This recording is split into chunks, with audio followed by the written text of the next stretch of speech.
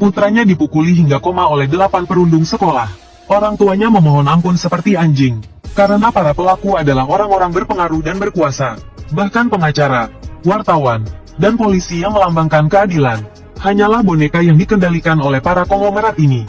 Sang ibu terpaksa membagikan selebaran untuk mengungkap kejahatan mereka. Namun, sekolah tidak dapat memberikan tanggapan yang positif karena tekanan. Orang tua yang putus asa akhirnya membakar diri di jalan sebagai bentuk protes. Hingga video kejadian tersebut tersebar di internet, dan menarik perhatian besar dari netizen di negara H. Presiden saat itu bergegas ke rumah sakit untuk menjenguk Seyong. Akhirnya, 8 tersangka berhasil ditangkap. Namun, karena undang-undang perlindungan anak di negara itu yang aneh, ke-8 remaja itu hanya dijatuhi hukuman 2 tahun penjara. Saat Seyong membuka matanya, ia berhalusinasi melihat 8 pelaku di hadapannya. Ini adalah reaksi trauma akibat kekerasan yang berkepanjangan. Tubuh Seyong gemetar tak terkendali. Dokter menyuntikkan banyak obat penenang untuk menenangkannya. Ketika Seyong bangun lagi, ia menyadari bahwa yang merawatnya bukanlah orang tuanya, melainkan bibinya yang tinggal di luar negeri. Setelah mengetahui orang tuanya membakar diri untuk menuntut keadilan baginya, Seyong hancur dan menangis. Benih kebencian mulai tumbuh di hatinya. Setelah keluar dari rumah sakit, Seyong mulai merencanakan balas dendam. 24 jam ia mengurung diri di kamar. Hanya bibinya yang secara teratur memeriksa kesehatannya. Suatu hari, ia menemukan informasi tentang orang tua para pelaku di internet. Ternyata mereka semua adalah orang-orang penting di negara itu. Bahkan salah satunya adalah calon presiden berikutnya.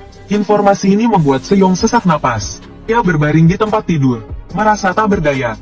Tiba-tiba, terdengar suara keras dari atap. Seyong bangkit dan berjalan keluar. Saat ia membuka pintu, ia terkejut dengan apa yang dilihatnya.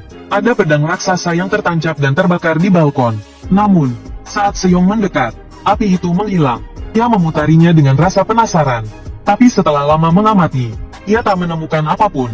Lalu ia kembali ke kamar dan tidur. Namun, begitu ia menutup mata, pedang raksasa di luar tiba-tiba berdengung. Dalam mimpinya, Seyong berada di tengah medan perang. Aura kematian yang mengerikan membuatnya sesak napas. Ia melihat seorang pria dengan pedang raksasa berdiri di depan pasukan. Lalu, aura pembunuh yang lebih mengerikan muncul dari belakangnya. Seyong tak bisa membuka matanya karena kekuatan yang dahsyat. Entah berapa lama kemudian, suara itu berhenti. Ketika ia membuka matanya lagi, ia melihat tumpukan mayat di depannya.